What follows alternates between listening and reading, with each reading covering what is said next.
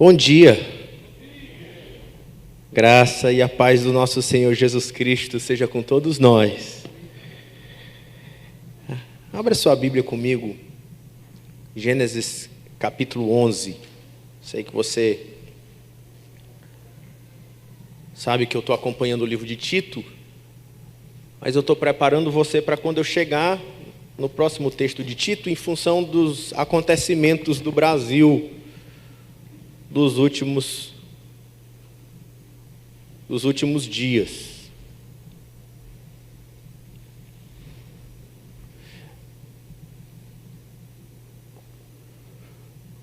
No culto de virada do ano, nós estivemos falando sobre a nossa guerra. Estamos em guerra, uma guerra espiritual. Em Efésios capítulo 6. A gente não tem gravado no YouTube da igreja, porque foi no culto da virada, mas tem no primeiro culto da igreja da Santa Rosa, se você não escutou esse sermão e quiser acompanhá-lo.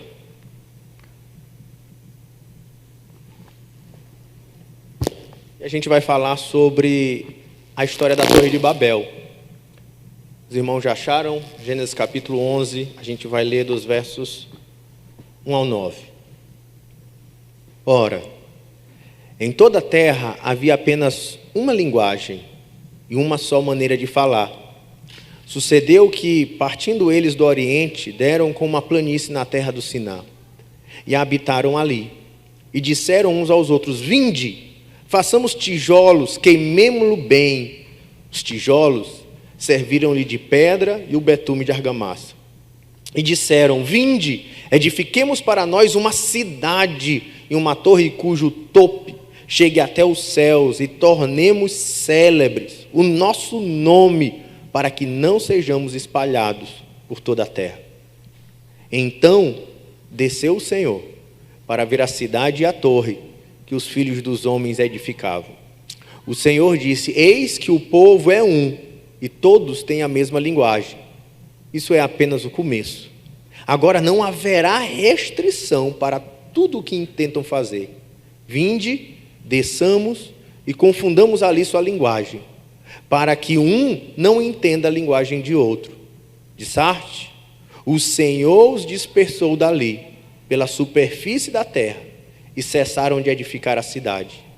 E chamou-lhe, por isso, o nome de Babel, porque ali confundiu o Senhor a linguagem de toda a terra, e ali o Senhor os dispersou por toda a superfície da terra.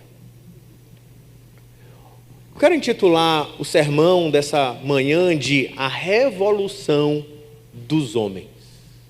A Revolução dos Homens. E a gente vive num mundo, irmãos, que ele é contrário a Deus. O mundo, ele não anda na direção de Deus, ele anda na oposição da vontade de Deus, e isso tem sido assim desde o início do mundo. E esse é o sentimento que muitas vezes está em muitos de nós, e por isso resolvi pregar esse sermão nessa manhã.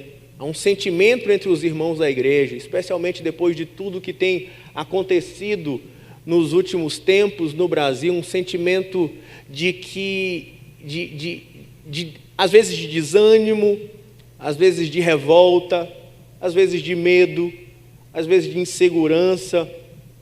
E o sentimento é provocado por algumas coisas que nos levam a pensar, a temer, a refletir, a conversar, seja nos nossos encontros, seja nos grupos de WhatsApp, especialmente no grupo de WhatsApp dos homens. Não sei como é os outros, né? Sim, mas o debate é incessante, né?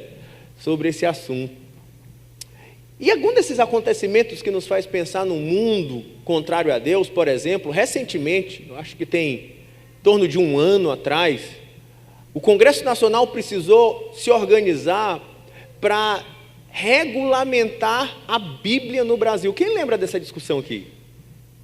Porque em função do movimento progressista começar a achar que a Bíblia ela é homofóbica, de que a Bíblia ela era preconceituosa, houve uma tentativa de movimento para censurar alguns textos da Bíblia, o que fez com que uma parte da bancada conservadora e cristã no Brasil, que ainda é maioria, nesse sentido do cristianismo, ela se movimentasse e fizesse uma lei de urgência. Foi pela madrugada que eles aprovaram, apesar de ser uma lei que eu não concordo muito como ela ficou redigida, mas isso vai passando para nós esse sentimento de, meu Deus, como é que pode?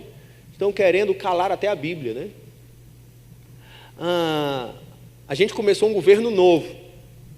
No governo novo, por exemplo, a ministra das mulheres já começou pautando que para ela a pauta do aborto é uma pauta importante.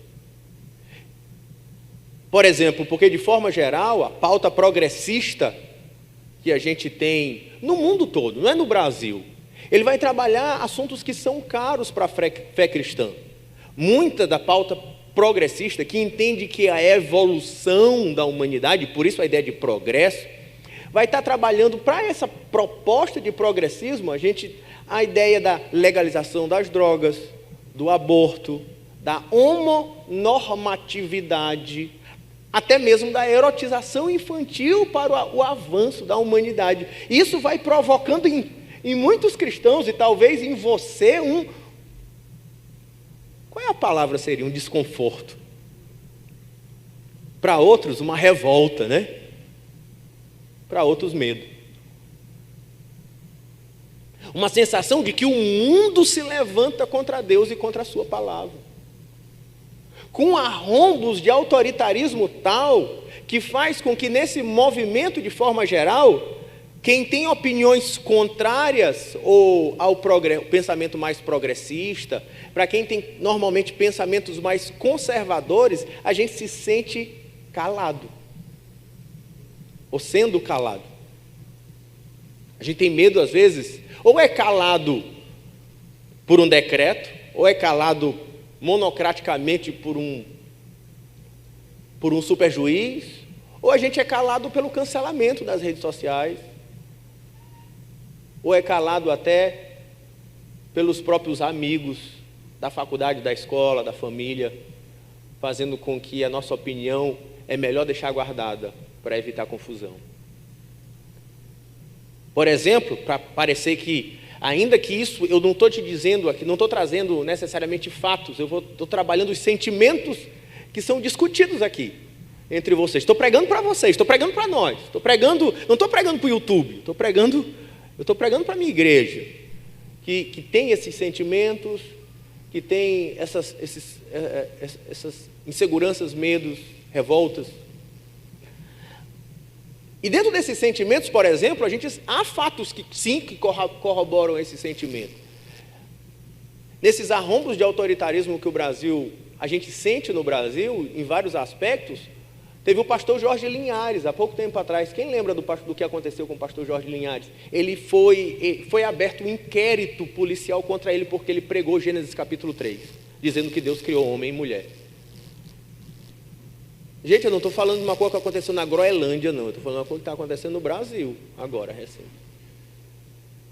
Isso foi notícia. A gente tem um presidente hoje que ele diz assim, eu não preciso falar com eu não preciso de padres e pastores. Um videozinho que rolou aí no WhatsApp de todo mundo, né? A gente vai gerando esse sentimento de um mundo contrário a Deus, a palavra de Deus. E isso é uma filosofia que vem sendo construída desde o começo do mundo. Não é novidade, como às vezes nos parece ser.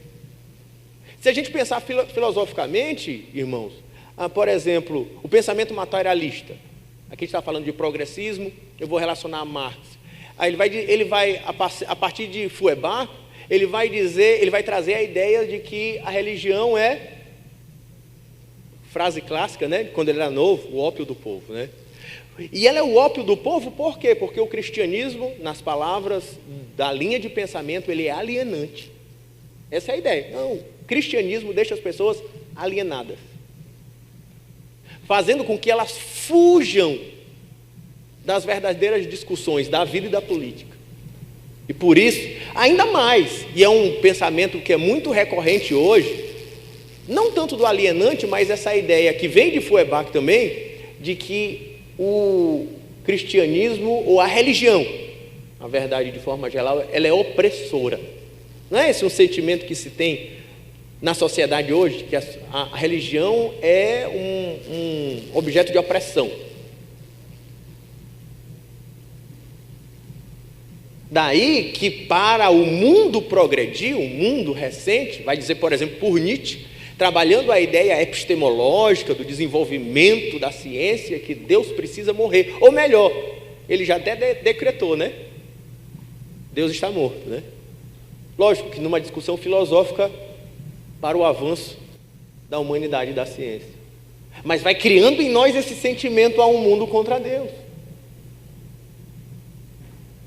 E que é preciso se livrar de Deus, da sua figura e da religião, para que a humanidade ou o humanismo evolua. Mas, mais uma vez, eu quero te trazer então para um texto onde o mundo todo se levanta contra Deus. E esse texto é a Torre de Babel. Nesse texto da Torre de Babel, a gente vai estar num contexto onde, Gênesis capítulo 1 a 11, eu estive pregando aqui esses textos do capítulo, no ano de 2017, a gente vai ver uma humanidade criada perfeita em Gênesis capítulo 1 até o 2. O homem perfeito, homem e mulher, em profunda relação, perfeita relação um com o outro, em perfeita relação com o meio ambiente, em profunda e perfeita relação com Deus, vivendo em total harmonia. Mas por causa do pecado, o homem vai entrando em desarmonias. O homem entra em desarmonia com Deus, sendo expulso do paraíso. Entra em desarmonia o homem contra o próprio homem. Adão e Eva, que eram carne da minha carne e osso dos meus ossos, agora é um contra o outro. O teu desejo será para o teu marido e ele te dominará. E ele entra em desacordo ou desarmonia com o meio ambiente, produzindo espinhos e abrolhos. E ele vai precisar viver na luta contra a natureza, por meio do suor. O homem entra nessas desarmonias, e aí dá início ao mundo que a gente vive, um mundo de machismos e feminismos e guerras e lutas e injustiças e destruição da própria terra, e entra no mundo que a gente está como consequência do pecado, e ele vai indo de mal a pior. Por exemplo, depois disso há duas gerações, a de Caim e Abel. 50% da terra ela anda com Deus, 50% não anda com Deus. Quando chega em Gênesis capítulo 6, já há só uma família que anda com Deus. E que família é essa? Família de Noé, homem bom e justo. Deus então julga a terra, preserva Noé pela arca de Noé. Depois, quando termina a história da arca de Noé, mais uma vez a terra passa pela maldição, quando o filho descobre a nudez do pai e ele é amaldiçoado.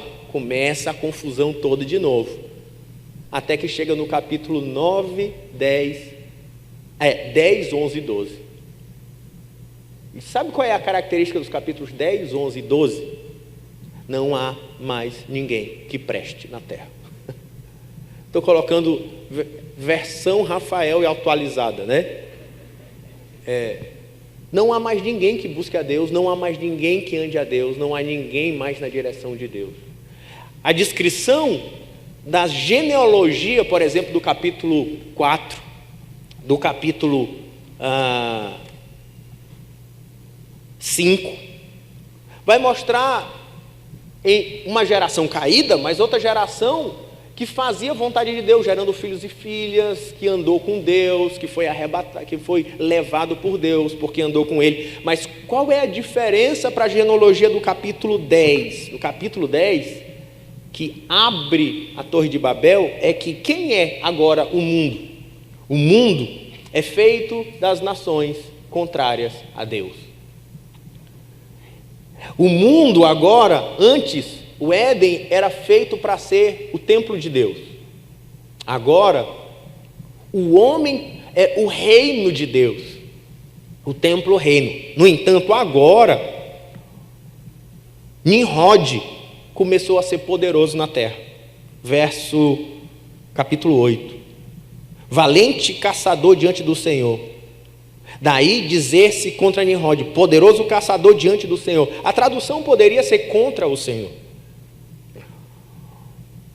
O princípio do seu reinado foi Babel, lá da Torre de Babel, que quer dizer confusão, que era naquele momento o império que dominava a terra toda, superpoderoso. Ele vai edificar Babel, que quem foi que lá no final da história de Israel, do Antigo Testamento, leva Judá cativo? Quem é o povo que destrói e aniquila o reino do sul? Quem lembra? Babilônia. Mas não somente Babilônia. Verso 11. Naquela terra saiu ele para a Assíria. Nimrod, ele cria tanto Babilônia, quanto ele cria a Assíria,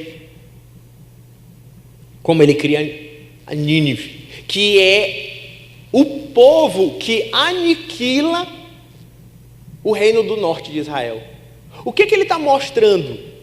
Que a geração no final de Gênesis, na pré-história de Gênesis, entre 10 e 11, é uma geração totalmente contrária a Deus. São os pais da Síria e da Babilônia. E aí ele vai trazer outros povos aqui, todos inimigos de Deus. Versículo 13 vai falar de os filisteus. Versículo 19, Sodoma e Gomorra, e assim por diante. 25, eles repartiram entre eles a terra, e assim por diante, por diante, por diante. Não há mais ninguém que diga, e esses buscaram a Deus. Pelo contrário, esses quiseram reinar. Daí é que chega na história da Torre de Babel. E a Torre de Babel a gente vai ver dois momentos principais. Do verso 1 ao 4, os intentos humanos. Dos versos 5 e 6, as ações divinas. E a gente vai entrar então, em primeiro lugar, nos intentos humanos.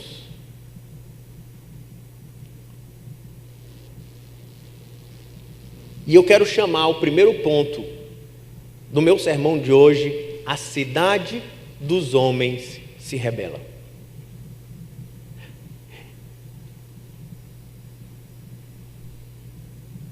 O que a gente vai ver nessa primeira parte dos versos 1 e 4, quando ele diz: vinde, façamos tijolos, juntemos com betume, construiremos uma torre que chegue até Deus, para que Deus não disperse sobre a terra. A gente vai olhar o homem que, por causa do pecado, busca construir o seu próprio reino, como liderados por Nimrod, vimos no verso 10, de maneira contrária à vontade de Deus.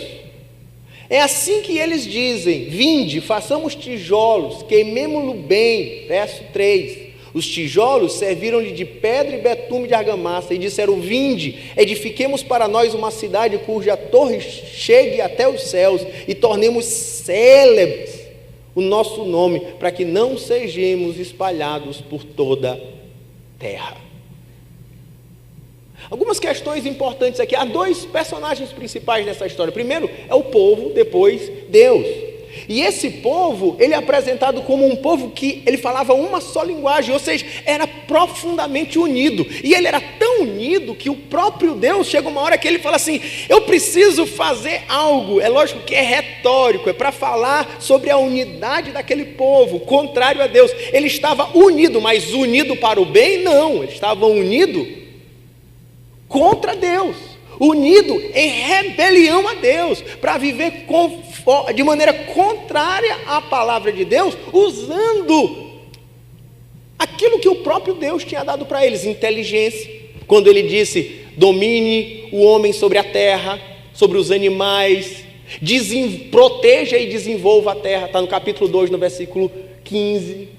Quando Deus dá essa ordem, ele derrama aquilo que a teologia chama dessa graça comum, dessa capacidade a humanidade de se desenvolver, mas era para a glória de Deus. Mas o homem começa a usar essa tecnologia para a sua própria glória. Ele começa a usar sua inteligência e sua unidade que Deus tinha dado, feito o homem unido, contra Deus. Ele começa a usar, inclusive, a sua capacidade para uma afronta direta à vontade de Deus. Duas coisas importantes. Primeiro, ele diz: façamos uma cidade para que Deus não nos espalhe. Mas qual era a ordem de Deus? Em Gênesis capítulo 1, Deus abençoou o homem dizendo: sejam fecundos, multipliquem. O que eles tinham que fazer com a terra? Enche a terra. No capítulo 9, quando ele abençoa Noé de novo, o que ele manda para Noé? Abençoa, multiplica, povoem a terra. Mas eles estavam em franca rebeldia a uma ordem que Deus tinha dado há pouco tempo atrás. A ordem era povoem. E o que eles fizeram?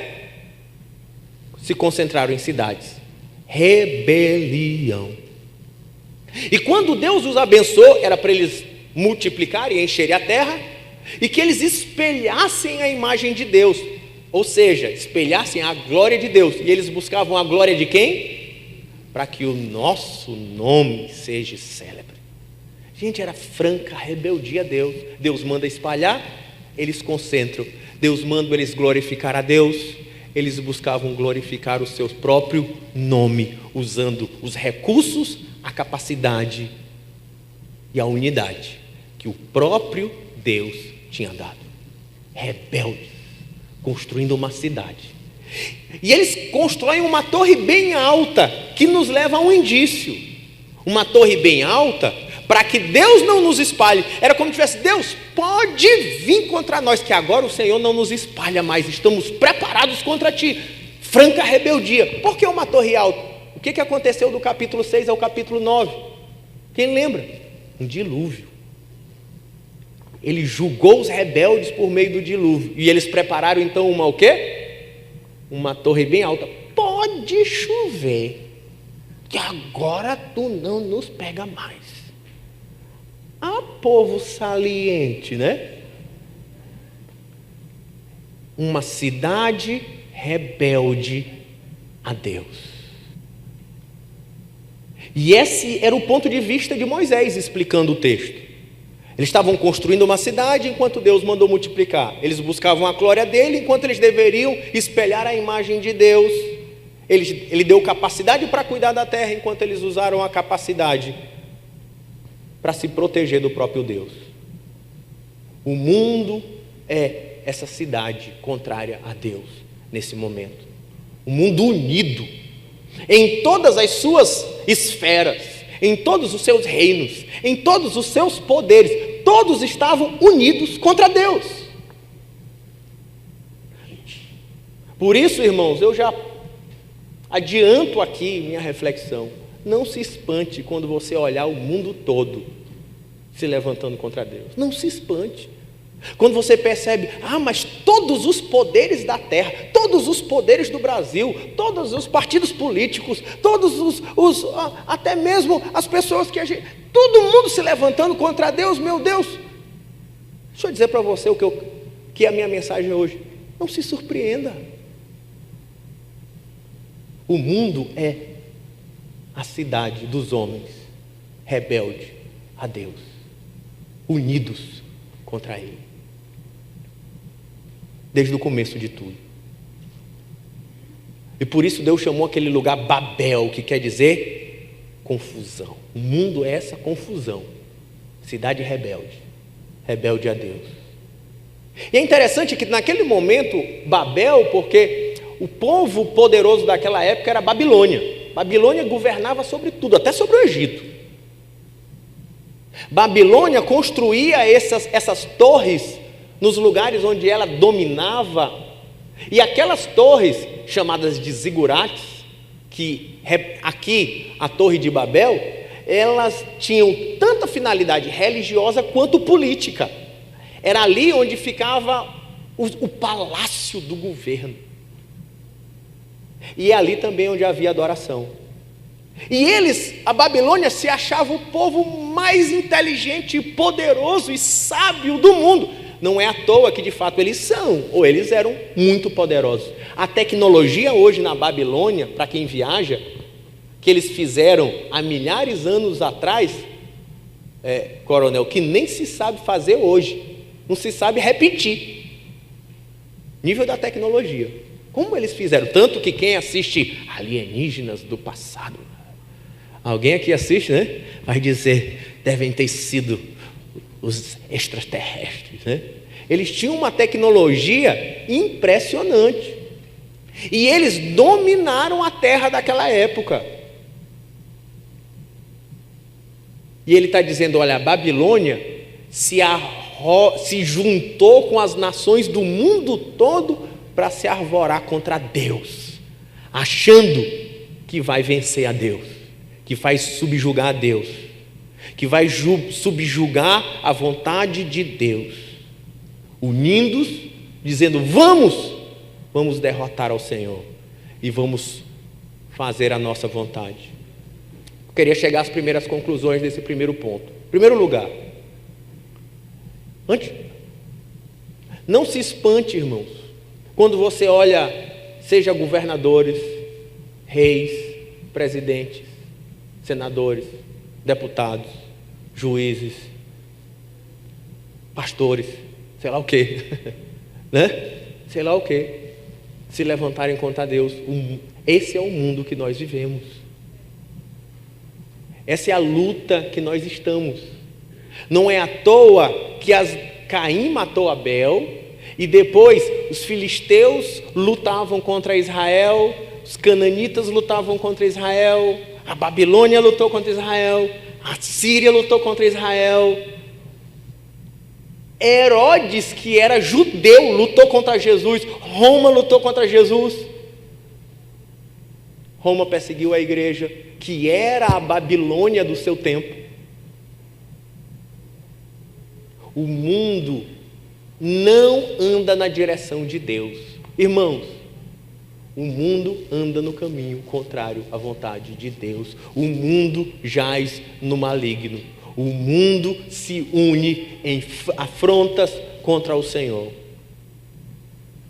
E ele começa a usar a própria tecnologia, ou a capacidade de fazer tecnologia, a capacidade de fazer governo, a capacidade de exercer poder, a capacidade de conduzir a humanidade, mas essa capacidade quem deu foi Deus.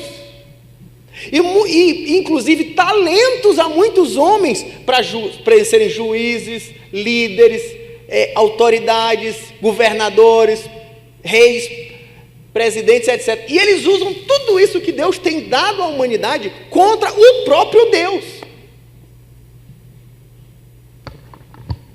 Como era na Torre de Babel. Porque o homem, ele tende a usar as habilidades dadas para Deus para perseguir o seu próprio poder e o seu próprio prestígio. Irmãos, por isso não se espante, é isso que vivemos no Brasil. Vivemos aquilo que a Bíblia diz, que é o mundo em que vivemos. E eu vou dizer ainda mais, não se espante achando que só acontece lá fora, não. Quantos irmãos? Talvez, eu sei que isso não acontece aqui, porque todo mundo aqui é tão abençoado, santo e bonito, né? Mas quantos irmãos cristãos, por exemplo, receberam talento de Deus para adorar o Senhor com música, serem levitas, cantores, e depois usam todo o talento que Deus deu, rejeitam a Deus, abandonam a Deus, às vezes se levantam contra a própria palavra de Deus. A gente recentemente teve uma cantora evangélica que largou tudo e passou a cantar música até promíscua. Sim ou não, irmãos? Ou quantos continuam cantando, talvez, que não é o caso aqui, eu estou apontando aqui só retoricamente, cantando, querem serem ministros de louvor, mas eles não estão querendo ser ministro de louvor para a glória de Deus, eles querem ser ministro de louvor porque é um palco para a sua própria glória. Eu não vou falar só do povo do louvor, ou talvez um líder de célula, que quer se tornar líder de célula na igreja, para seu próprio prestígio. Ou um pastor que quer ficar famoso no YouTube, não porque ele vai divulgar a palavra de Deus, ou ele quer ser pastor, não simplesmente porque ele quer alguém que prega a vontade de Deus, mas porque vai ser um lugar de prestígio, poder e status, usando os talentos e o dom que Deus deu para ele contra ele mesmo. Mas isso vai além. Ou quantos irmãos aqui, entre nós, aqui não, que eu sei que aqui só tem gente santa, né, irmão? Usando o talento que Deus deu para você, para a sua profissão, seja para professor, seja para empresário, seja para autoridade em algum aspecto, ou seja para um líder religioso. E em vez de usar isso para a glória de Deus, segundo a vontade de Deus, pela palavra de Deus, usa isso de maneira escusa, contrária à vontade de Deus, para a sua própria glória, para viver de maneira errada, com caráter errado, sendo que foi o próprio Deus que te deu o talento e te colocou nesse lugar, para a glória dele.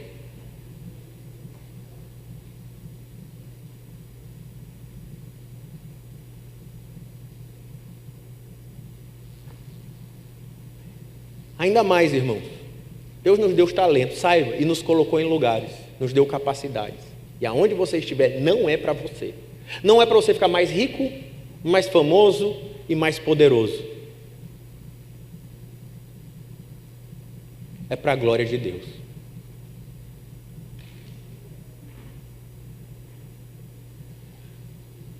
Ainda vejo aqui quantos de nós, às vezes estamos no princípio de Babel, a gente sabe que é errado, eles sabiam que era errado juntar em cidades, porque Deus não tinha mandado espalhar, eles sabiam que era errado tentar chegar a Deus pelas suas próprias forças, eles sabiam que era errado buscar a sua própria glória, mas eles estavam assim. E quantos estão aí, talvez na nossa nação, líderes da nossa nação, fazendo coisas contrárias a Deus, eles sabem que é moralmente errado, corrupção, eles sabem que é moralmente errado se levantar contra Deus, eles sabem, mas fazem assim mesmo, rebeldes. Mas isso não está só lá, às vezes está aqui também. Quantos aqui, jovens, eu sei que isso não acontece nos jovens aqui, ou mesmo entre adultos, sabe que é errado ter relação sexual com a namorada antes do casamento e faz assim, ó. Princípio de Babel. Quantos sabem que é errado se meter em negócios escusos, mas para o sustento da sua família, eles fazem assim para Deus, ó. Mas estão toda na igreja, todo domingo na igreja, subindo uma torre que chega até Deus, a torre da religiosidade, da religião.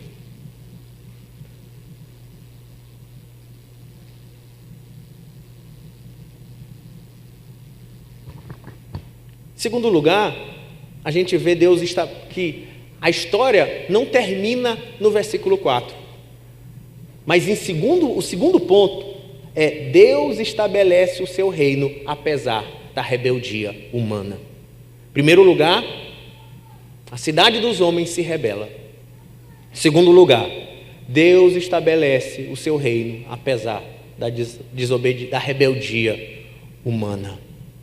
Deus intervém, Deus frustra os planos humanos, e eu quero falar isso para você, especialmente diante das crises do Brasil hoje. Deus intervém, Deus frustra os planos dos homens, Deus faz com que sua vontade seja feita, apesar da cidade dos homens.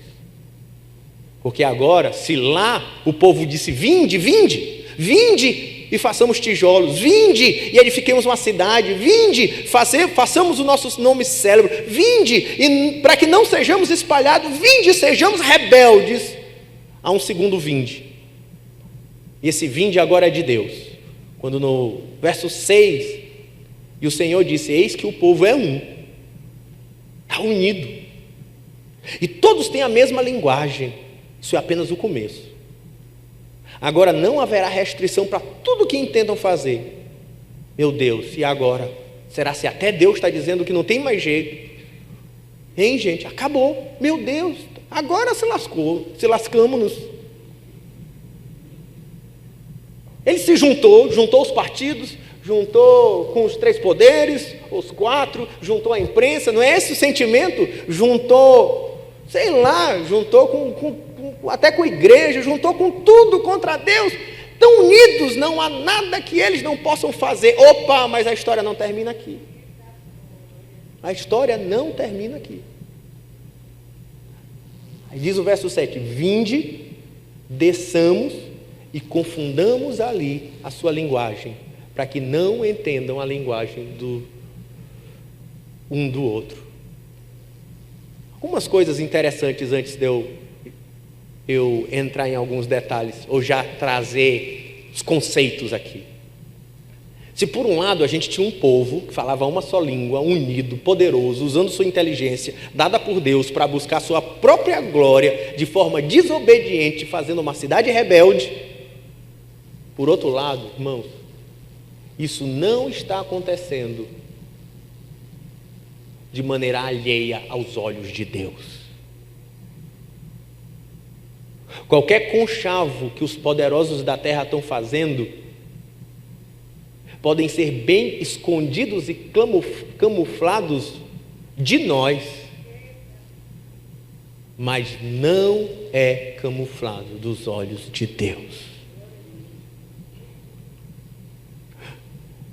Deus está atento ao mundo rebelde contra Ele.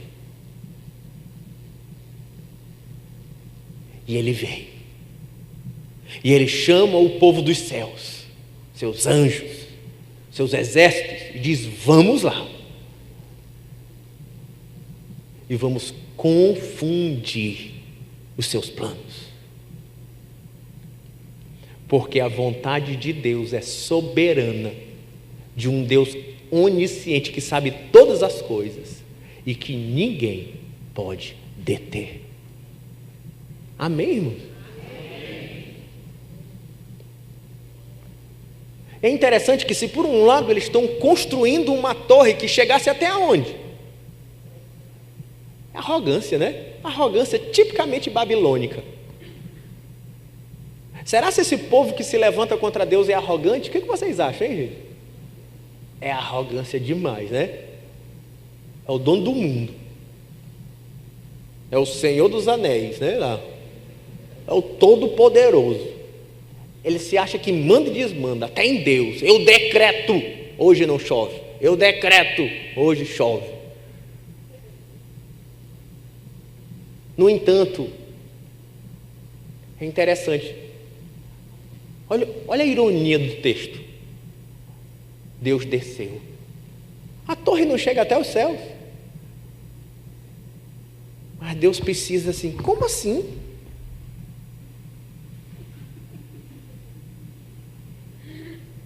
Eles se achavam super poderosos, mas o tom do texto é que diante de Deus, as suas obras que acham grandiosas não são nada, nem ameaçam a vontade de Deus, nem ameaçam os planos de Deus. Era tão alto, mas Deus precisa fazer uma viagem lá embaixo, para olhar os frágeis planos dos homens. E com uma frase, o Senhor, que pega aquele povo unido contra Ele, os dispersa, formando as nações, confundindo os seus planos. Mas tem uma questão aqui, quando você fala assim, dispersa, por um lado é juízo, sim, mas por outro lado, por que dispersa, gente? Qual era a vontade de Deus? Que ele se espalhasse. De maneira rebelde, o que eles fizeram? Se concentraram. Mas Deus disse, quem disse que eu queria assim? E o que ele fez? Espalhou. Não interessa se o mundo se levanta contra Deus, é rebelde a Ele. Deus é o Rei e a vontade dEle será feita. É esse o tom. O que Deus decidiu que aconteça, acontecerá. E o reino dele e a vontade dele triunfará. Não tema, querido rebanho, como diz o Senhor Jesus para os seus apóstolos, não tema. Porque ninguém pode ameaçar a soberana vontade de Deus.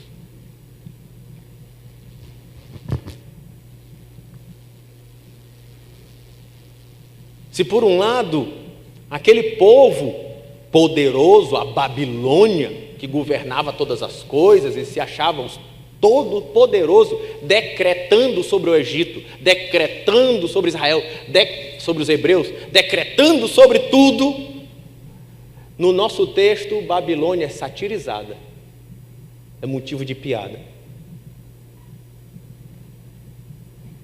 A torre de nada adianta diante do poder de Deus. E pelo contrário, ela é batizada por Deus de confusão, Babel. Construída pelos filhos dos homens, e por isso é exatamente isso que ela é. Sim, Deus destrói o reino local dos homens. Deus destrói a cidade dos homens para estabelecer o seu reino sobre a terra. Deus é rei. Assim, do verso 1 ao 4, a gente vê os intentos do homem. Por causa do pecado, o homem busca construir o seu próprio reino, contrariando a vontade de Deus. Dos versos 5 a 6, 9, Deus estabelece seu reino, apesar da desobediência humana. E agora eu vou para as implicações da segunda parte. Primeira implicação: Deus julgará os rebeldes soberbos. Irmão, deixa eu dizer uma coisa para você. Nós estamos no Brasil, e é lógico, eu vou falar aqui num tom de brincadeira, mas eu mesmo já devo ter dito isso. Muitas pessoas já falaram: se a vontade que tinha que tivesse um sniper. Essa parte pode tirar do YouTube, né? Ah, se tivesse uma metralhadora. Deixa eu dizer uma coisa para vocês, irmãos. Você crê em Deus, sim ou não? Você crê que Deus é todo poderoso? Coisa muito mais pesada é cair na mão de um Deus irado. Muito mais pesada do que na mão dos homens. Muito mais pesada do que na sua mão, que nunca nem carregou um arco e flecha.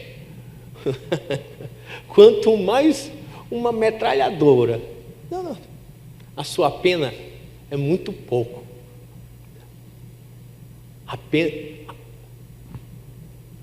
Doída coisa é cair nas mãos de um Deus irado. O que os homens tramam e planejam contra Deus é fruto da sua justiça e do seu julgamento. E um dia, como diz a palavra de Deus, quando o Senhor vier, fazendo uma alegoria com o momento que Deus desceu, todos nós iremos prestar contas diante de Deus por tudo aquilo que fizemos por meio do nosso corpo. Todos. Alguns, nós também que pecamos, podemos ser salvos pelo sangue do nosso Senhor Jesus Cristo que nos perdoa. Amém, irmão? Glória a Deus. João ainda vai dizer no capítulo 3, quando ele diz que Deus amou o mundo de tal maneira que deu seu Filho unigênito para todo aquele que nele crê não pereça, mas tenha a vida eterna. Ele diz assim: os que creem não serão julgados, mas os que não creem já estão julgados. Aqueles que se levantam rebeldes contra Deus, não é porque são mais ou menos pecadores, mas aqueles que se mantêm rebeldes contra Deus, terão que enfrentar esse dia. E o julgamento contra eles já está estabelecido. Por isso, irmãos, entende uma coisa: nós como cristãos entendemos, sim, a gente se revolta, a gente se injuria, a gente quer dar-lhe, a gente quer... Mas a nossa vingança vem de Deus, assim diz o Senhor. E a vingança dele a vingança dele, se você crê que virá, é muito mais dura do que a sua ou do que a minha, contra aqueles que consideramos que estão afrontando a Deus e a sua vontade.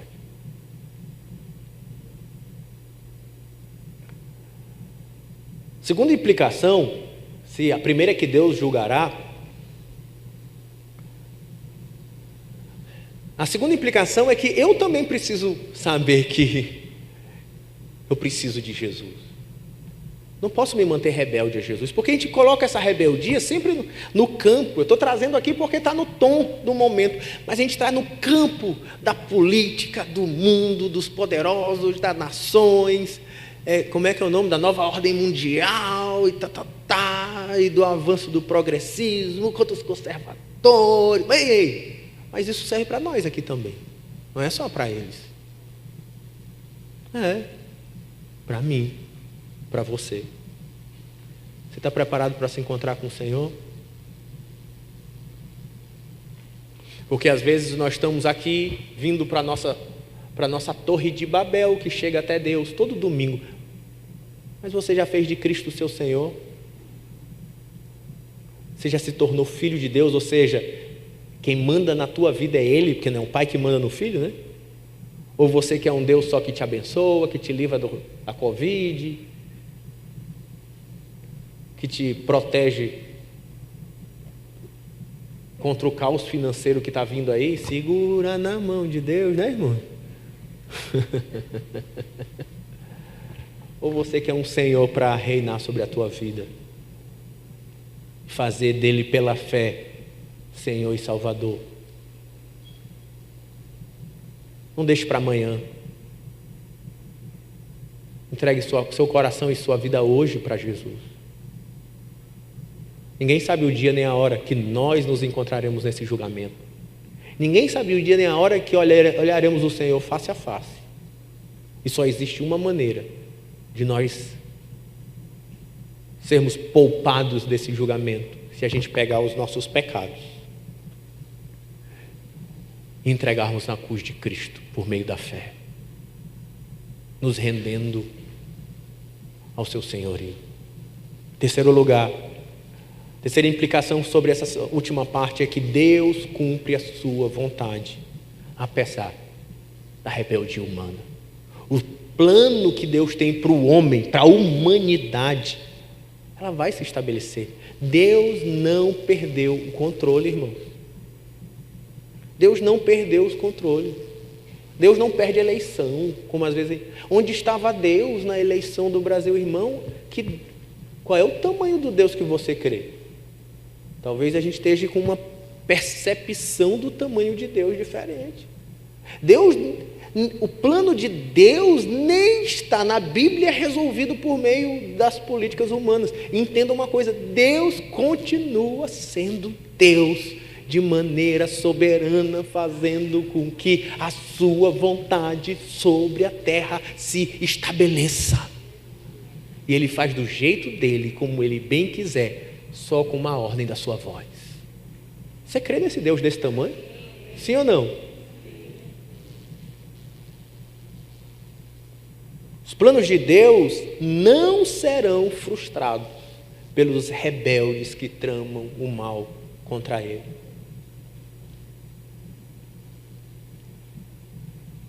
E para isso eu queria terminar trazendo para Cristo. A ideia central desse texto é que os homens se rebelam contra Deus,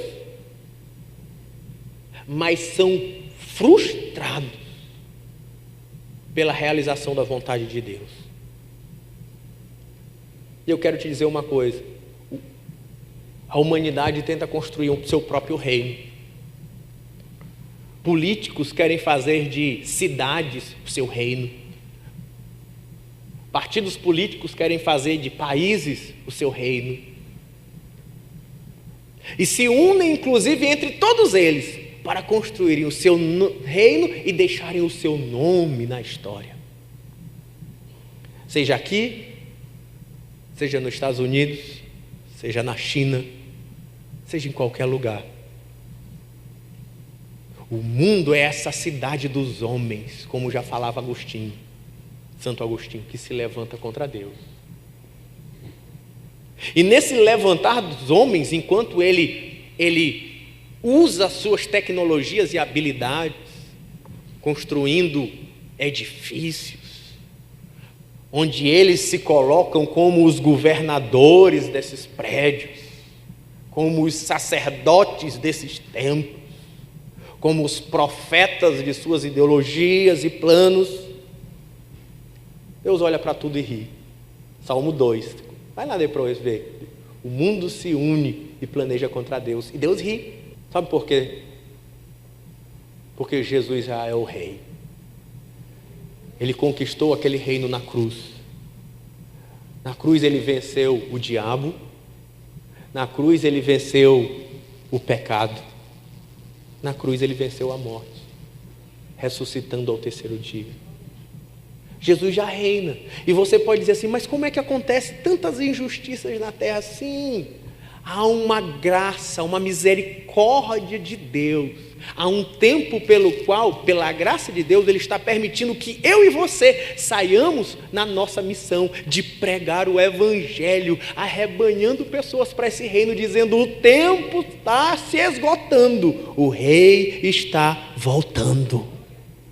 Ele veio, implantou o reino e nos deixou aqui para levantar súditos para Ele e de pregar o Evangelho, essa boa notícia a todas as nações. Temos um novo rei, temos um novo Senhor, é o Messias, é Jesus, renda-se aos seus pés.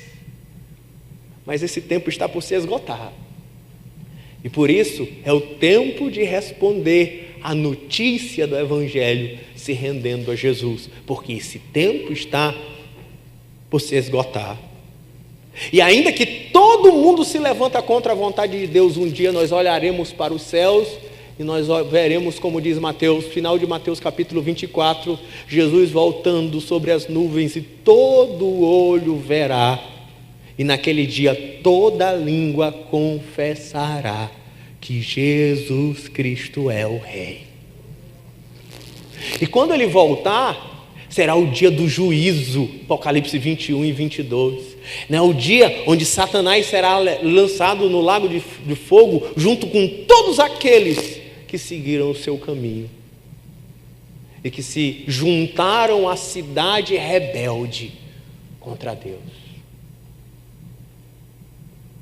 Naquele dia é o fim da rebeldia.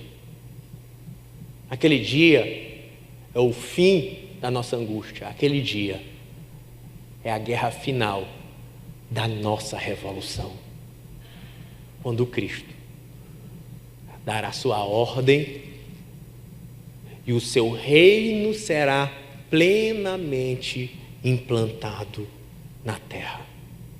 Naquele dia, a cidade dos homens se tornará a cidade de Deus. É uma cidade que desce dos céus, Apocalipse 22, a Nova Jerusalém. E quando aquela cidade descer dos céus, o céu se junta com a terra. O homem que antes tinha sido expulso do paraíso em Cristo, nós voltaremos para Ele. E o paraíso agora é uma grande cidade, que a maneira que é descrito em linguagem apocalíptica é imagem. Não há detalhes, há ruas de ouro e de cristal, não precisará de sol, porque o próprio Deus será sua luz. Esse dia está por chegar. Essa é a nossa mensagem, essa é a nossa esperança, essa é a nossa convicção, que o dia da injustiça terá fim. Vou dizer de novo. Essa é a nossa certeza, o dia da injustiça terá fim, porque o nosso Senhor Jesus está por chegar. E naquele dia, reinaremos com Ele para todo sempre. E hoje, pastor, enquanto nós habitamos nessa cidade dos homens, o que fazemos? Sim, o Senhor já pegou aquelas cidades que estavam divididas em línguas e juntou elas em um povo só, revertendo Babel, aonde foi em Pentecostes. As nações falaram pelo poder do Espírito uma só língua. E já existe um povo na terra vivendo na justiça de Deus, debaixo do reino de Deus, andando na vontade de Deus na terra. Aonde é que eu vou para esse lugar? Eu quero comprar uma passagem de avião para ser parte desse reino. Esse lugar se chama igreja. É aqui. Somos peregrinos em terra estranha. Porque a nossa pátria, o que diz a Bíblia? A nossa pátria está nos céus. E nós andamos aqui, agora convidando pessoas para essa pátria. Venham, venham, venham. Porque o Senhor está chegando. Sim, o Senhor está chegando. O noivo foi, mas está vindo me buscar. Nosso rei veio, mas ele está vindo por completar a obra. E eu quero concluir dizendo, eu sei que há um ponto de tensão aqui, eu sei, que é justamente o fruto dos nossos debates. Por um lado, a humanidade tem responsabilidade, sim, temos responsabilidade sobre a terra. O Senhor nos abençoou, dizendo que a gente deveria ter domínio sobre a terra, governar sobre a terra, desenvolver a terra, Gênesis 1, 2 e 3. Mas ao mesmo tempo, o Senhor nos mostra que depois do pecado, a terra virou a cidade dos homens, em rebeldia contra Deus. E quem acompanha os desenvolvimentos apocalípticos, o pastor Afonso é um apaixonado por esse estudo, sabe que a terra não vai melhorar. A terra vai? Então por que a gente vai criar uma expectativa de que tudo vai dar certo amanhã? Eu sei que não é a expectativa, eu sei, mas a coisa só vai piorar. É o que a Bíblia diz. Mas como é que eu faço da minha responsabilidade para com Deus sobre a terra, mesmo sabendo que a terra vai piorar? Larga isso de mão, deixa o circo pegar fogo. Não é isso. Não é isso, não. Por um lado temos responsabilidade, mas por outros, sabemos que a terra vai de mal a pior. Então, é nesse momento que eu vejo o problema das expectativas confusas, às vezes, no nosso dia. Porque sim, nós devemos nos envolver com o governo desse mundo. A gente tem que votar, a gente precisa de vereadores, a gente precisa de deputados, a gente precisa de presidentes, a gente precisa de líderes. Mas não ache, aí é que está a atenção. A gente tem a responsabilidade de envolver, mas não ache que a gente vai ser a maioria. Não achem que a gente vai ter êxito em uma mudança da terra, habitando na cidade dos homens. Seremos aqui, enquanto andarmos, o partido de oposição. Seremos aqui, enquanto andarmos, a contracultura. Não abra mão desse papel.